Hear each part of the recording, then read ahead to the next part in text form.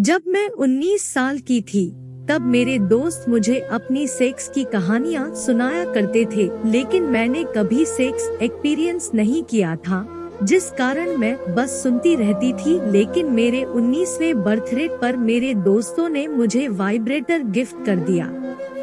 मुझे असल में नहीं पता था कि उसे कैसे इस्तेमाल करते हैं। थोड़ा गूगल करने के बाद जानकारी जुटाई और अपनी योनि में वाइब्रेटर को डाल लिया। सच बताऊं, बड़ा अजीब सा लगा। धीरे धीरे मीठा मीठा दर्द उठने लगा था और कुछ देर बाद मेरे हाथ मेरी योनि तक पहुंच गए। मैं अपनी योनि अपने हाथों से सहला रही थी। वह मेरे लाइफ का सबसे पहला एहसास था जहां मैंने शायद ऐसा ही होता होगा सेक्स को महसूस किया था। धीरे धीरे मैं अपने अंगों को एक्सप्लोर करने लगी और अपने शरीर को करीब से जानने लगी। यकीन मानिए, मुझे बिल्कुल नहीं पता था कि मेरे शरीर की जरूरतें ऐसी भी हो सकती हैं। कुछ समय बाद एक दिन शरीर के एक ऐसे हिस्से के बारे में पता चला जिसे क्लिटोरिस कहते हैं। वो मेरे लिए ऐसी जगह है जहाँ सबसे ज्यादा आनंद महसूस करती हूँ। लेकिन अब मेरे लाइफ से ये खुशी चली गई है क्योंकि मेरी शादी हो गई है। आपको लग रहा होगा कि शादी के बाद मुझे सेक्स में खुशी मिल रही होगी, लेकिन ऐसा नहीं है।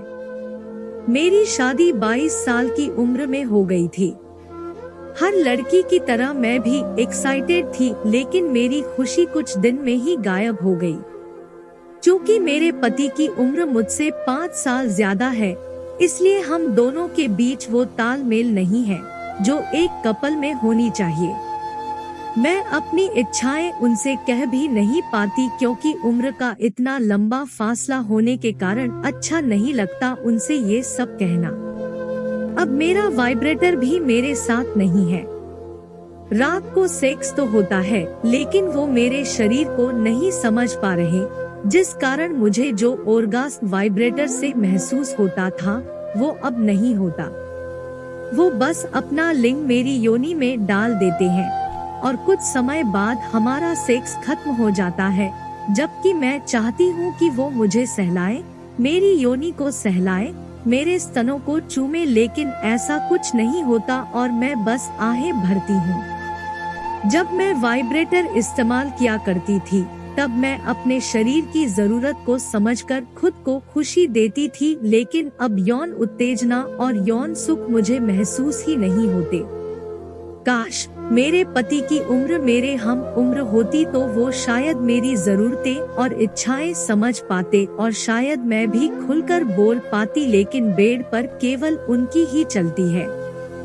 वो मेरे गर्दन के निचले भाग को भी नहीं चूमते, जबकि मेरी दोस्त ने बताया था कि अगर विपरीत सेक्स वाला आपकी गर्दन पर चुंबन दे तो एक गजब और अलग सी स्फूर्ति और उत्तेजना महसूस होती है। शायद मुझे ये उत्तेजना कभी महसूस नहीं होगी। मुझे लगता है कि जब तक लोग सेक्स का मतलब लिंग और योनि के मिलने को कहेंगे, तब तक लोग सेक्स को समझ नहीं पाएंगे। सेक्स ठीक इसके विपरीत है। अच्छे सेक्स के लिए दो लोगों के मन, शरीर और आत्मा का मिलन होना जरूरी है। अच्छे सेक्स में पारस्परिक आनंद, दोनों को आनंद मिलना चाहिए। सिर्फ एक को चरम सुख मिले और दूसरे को कुछ नहीं, यह तो गलत है ना। दोनों पार्टनर को एक दूसरे की इच्छाओं का ख्याल रखना चाहिए। अभी इसके बिना तो मुझे ऐसा लगता है जैसे हर रात कोई रस्म पूरी होती हो। तो ये थी मेरी आज की कहानी। आप लोगों को मेरी ये कहानी कैसी लगी मुझे कमेंट करके जरूर बताएं। लेकिन उससे पहले इस वीडियो को एक लाइक जरूर कर दे।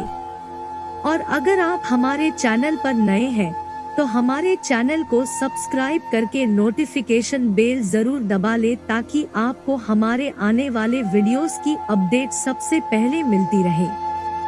धन्यवाद।